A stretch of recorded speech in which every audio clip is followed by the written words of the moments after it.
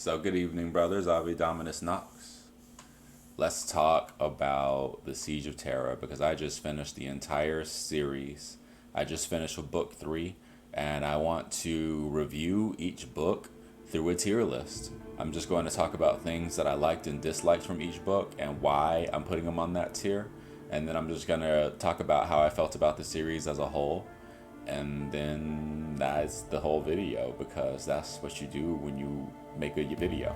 So let's get right into things. I want to talk about the Solar War.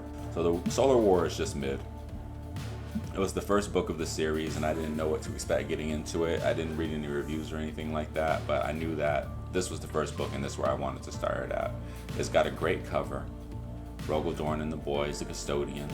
And what I liked about this book was actually Abaddon speedrunning the solar system was pretty cool to see. But the vast majority of the book was just the author setting up for the rest of the siege. It's Perturavo's inner thoughts and Dorn.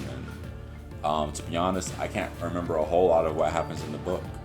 And it has a lot of characters. It's a star-studded cast of characters in this book. But I think the vast majority of them are just kind of throwaway. They don't really do anything. So to me, I just felt like this book was kind of mid. Average ass book, average ass score. There's nothing special about it. And it did not give me a lot of hope for the rest of the series. But I'll tell you the book that did give me hope. This book is really good. This is The Lost and the Damned. And this is the book that gave me hope for the rest of the series. The cover is quite majestic, and just based off of the cover, I was just sort of like, yeah, we're going to give it a chance. It could either get better or worse from here, and it got much better.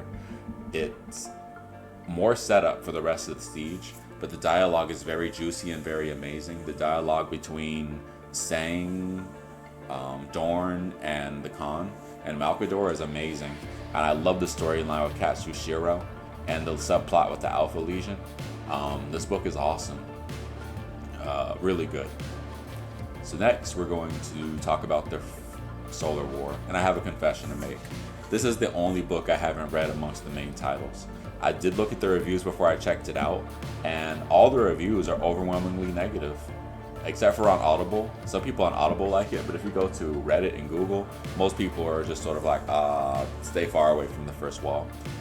Just read the wiki if you want to know what's going on, which I did. So I did read the wiki, and there's some very interesting parts in the wiki, to me. The reason I'm not putting this in complete heresy and not giving it a chance at all and putting it in painfully mid and giving it at least that is because the dialogue between Dorn and Purdy on wiki at the end of the book is amazing. That dialogue he mentions that Purdy mentions that he's winning and you're about to die, and he's just sort of like, Dorn is just sort of like, you want to just settle this here and now? And Pert says, look, you a brawl and the dirt might settle you, but I want to just humble you completely. And Dorn says to this man, well, you may brawl. I'm a master swordsman. This is the first thing to start making me like Dorn, because previously I didn't really have any reason to like him before. But Dorn is kind of dope for verbally abusing his brother right there. I found it highly entertaining. And I'm not going to read the book just for that little bit of dialogue. But we're going to do Painfully Mid instead of just straight heresy. We're not going to call the Commissar yet. So this is Saturnine. Saturnine's right up here. It's probably better than The Lost and the Damned. It's really good book. A lot of people don't like Saturnine because it features some of the destruction of some of the most famous traders. And I'm not going to talk about who dies in the book. And there's just so many good parts. There's this part also where like Sang can see into the eyes of some of his brothers. And he gets to see through Angron's point of view and feel the butcher's nails, and Angron gets some cool dialogue and stuff. I'm pretty sure that's this book, right? I'm trying to remember what happens in all the books. But Saturnine was sick, dude. It also features the return of Arkham Land from Master of Mankind, and he's one of my favorite Mechanicus characters. He's the man, and he's an ass, but I respect him so much. So yeah, we're gonna put Saturnine up here. Saturnine was sick. Now we have Mortis. I really did not enjoy Mortis. In fact, I hated this book. It was so boring. And to be honest with you, even though it's heresy and probably one of the worst 40k books I've read, there are still things I like about it. I thought that the actual Titan battles were quite okay. I really enjoy Titan battles and Night battles, so they had some good stuff in there. The Side Titans made their return. I thought all that was cool. And the politics with the Mechanicus and how they felt about the Emperor and the Space Marines and the Civil War, and like how even amongst just the loyal Mechanicus, they were still taking sides. I thought that was really cool intrigue. But the vast majority of the book is so boring. And the book is called Mortis, and you don't even get that much information about Legio Mortis. They're just an entity, and they're just chaos and shit. But you don't really get to see from the point of view of any of their princeps, or they barely get any characters at all. It really should have been called Legio Ignis, this book, because that's what it was about. So for this one, we're going to call it the Harris. For this book, we're going to call it the Commissar over. Commissar, come put a bolt round in the back of this book's head because it's completely fucking off its shit. What? No! Too late, heretic! Sorry. So now we're going to talk about Warhawk. So I feel like I'm going to be crucified again because most people would put Warhawk in really good and near perfect if you look at the reviews. But for me, Warhawk was just good. And I think that's my own fault because I didn't check out Path of Heaven or any of the White Scars, Horus Heresy up to this point. And I think that a lot of that plays a significant part in this book. However, I don't want to put it in the same category as these books because I just think it's just not as juicy. Now, there's a lot of great things about this book. The battle between Khan and Morty is amazing. It's one of the best fights that I've seen written in 40K. And seeing the Shiban come back and their point of view character, seeing them, they were all pretty cool. But I just don't think it was enough to put it up here. To me, I just don't think it was enough for the length of the book. I can't tell you everything that happened in it. I think also we have Dark Angels in here too, and I wasn't really. It took a lot for me to care about the Dark Angel storyline, so I don't know. I think this book is only just good. It's not mid. It's not really good. It's just good, in my humble opinion. So now we're moving on to the books that are my favorites. Echoes of Eternity is a wild ride.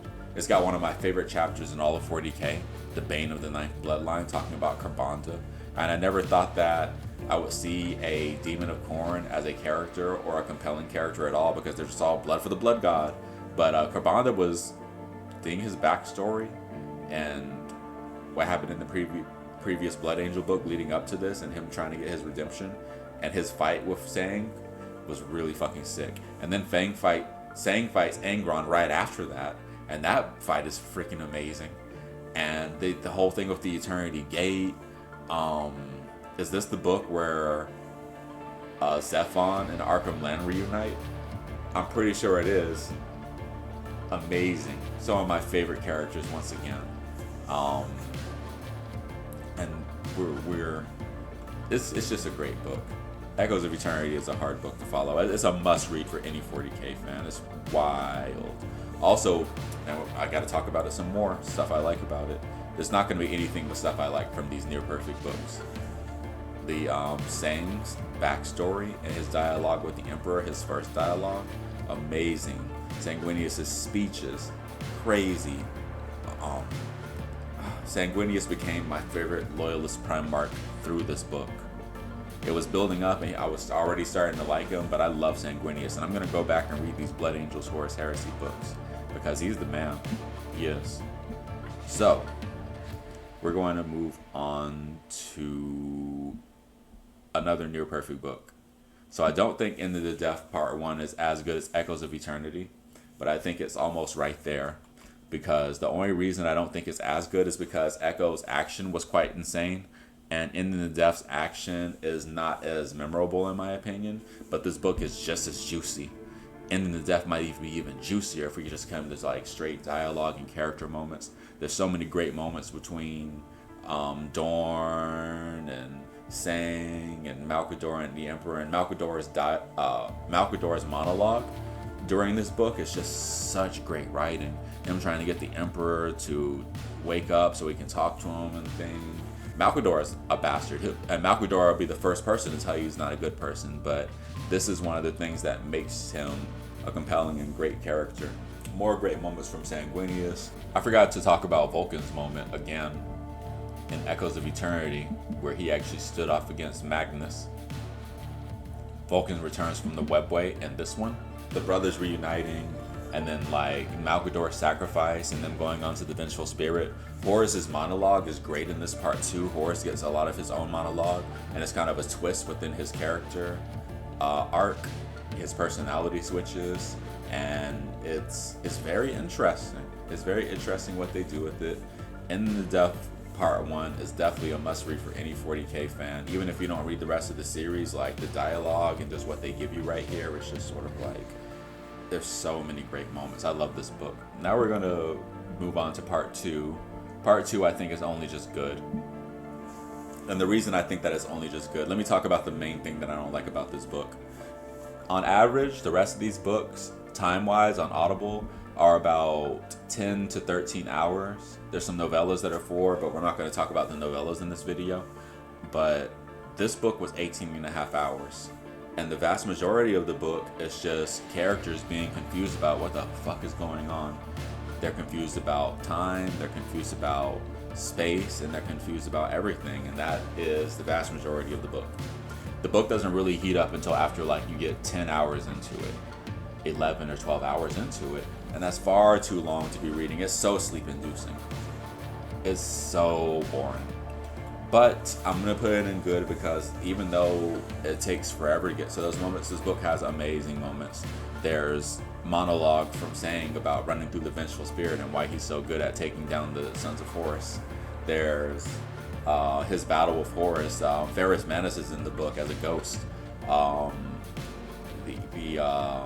Because the Baldor and the Custodians and stuff like that. The plot line with Foe is really cool in this book. So the plot line with the Dark King gets wrapped up in this part too. And I really kind of like how they wrapped up this part with OP and Loken hitting the Emperor with the talk and things like that. And there's some great dialogue in there and some great quotables. So I really enjoy. I think that some of the parts of this book are basically must reads. If you're like a Blood Angels fan, like there's parts of this book that you have to read. And Sanguinius' death, this is no spoilers knowing that Sanguinius dies because every 40k fan knows about Sanguinius. It comes with the lore. But his death is especially brutal in this book. And it really made me feel something. This is my boy. Like, Sanguinius, they made me like him so much throughout this series. And to see him go down in such a way where he didn't even get last words, it's just sort of like, it's so grim dark. So this book is not mid. It's almost mid because of how freaking long and bloated it is. But it's good because the character moments are undeniable. So let's talk about the last book. Let's move on. So this book is very weird. I have a hard time explaining what I do and don't like about it because the book is fragmented, and I think that's like the main reason it's not going to be a near perfect because 50% of the book is this battle, Big E versus Horus. And I really like this battle, but like the rest of the book is like fragmented storylines trying to be wrapped up for better or for worse. Some storylines wrap up okay, but the vast majority of them kind of just fizzle out instead of being cool. Like for instance, Foe. Like the build up for Foe was so crazy, and like whatever this weapon was going to be, like this killer of the main problem of the heresy. But like, you know, nothing really comes of it. The same thing with the Sendermen and the library with Araman. I guess their whole purpose was to send Loken, but their storyline fizzled out too. So it's a lot of these little storyline threads that just don't wrap up too cool. The one side storyline thread that I thought was really cool that wrapped up really nicely was actually the Dark Angels, Death Guard, and the Church of the Emperor, because I didn't really care about the Dark Angels coming into it, and the fact that it kind of built up this fight against Typhus, and I think Typhus is a really cool villain. Typhus made me interested in the battle. Plus, they united with Sig and the Church, and they all kind of ended up in their final showdown too to relight the Astronomicon. I thought that was amazing. So it was kind of cool that they made me care about the storyline. So it's not total bust on all the side plots. And then the battle of Big E and Horus is kind of crazy. I know a lot of people meme on some of like the terms that they use and things and some of the phases of the battle. Like for instance, the tarot card battle, like that was definitely some Yu-Gi-Oh! And that was definitely very interesting and different. And a lot of people don't like that, but I thought that the tarot card battle was kind of sick in my opinion. And I just liked all the phases of their fight, the illusions, the battle in the eighth dimension with the different aspects, and I thought the aspects were cool. Horus's little catchphrase, "It's not your father's power, but it's what he does with it." Like I thought all that was pretty sick. So I really enjoyed their battle. And then like it goes from a battle and it just gets bad after a while. Even in those parts when it just gets bad and they're just struggling against Horus, just trying to buy time and thing. I really thought that was epic. And the ending was fine. I don't know how you guys feel about the knife.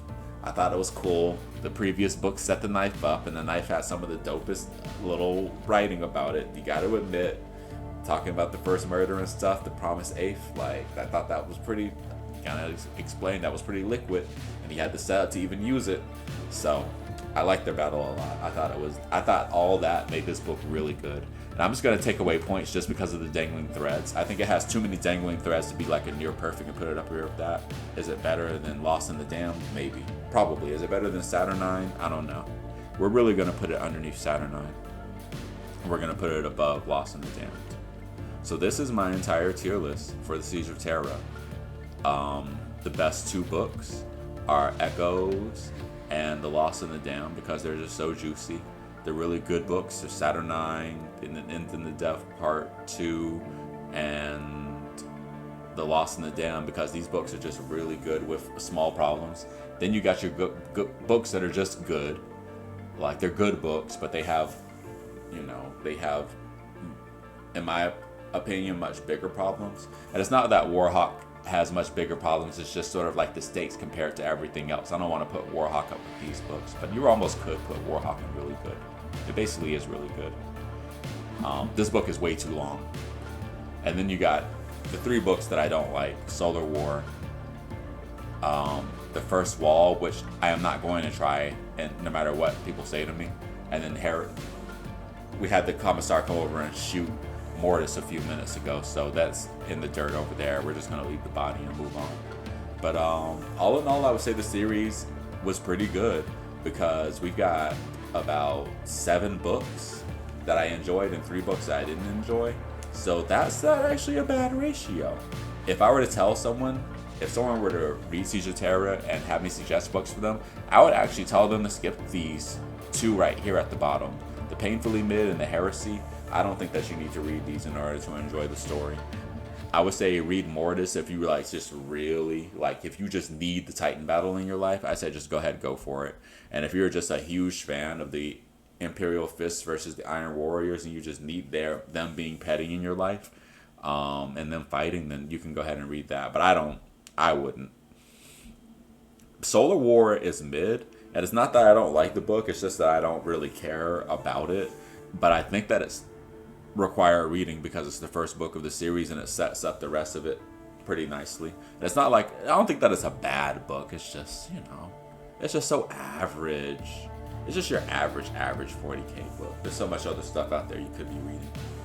So I really enjoyed the Siege of Terra, and it makes me wonder if they're setting up for the Great Scouring with Gilliman and Abaddon at the center, because I would go ahead and jump right into that if they started releasing it.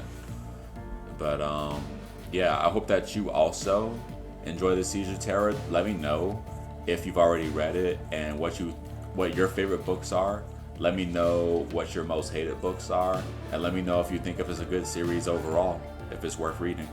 Alright, catch you next time, Battle Brothers. Ave Dominus Nox.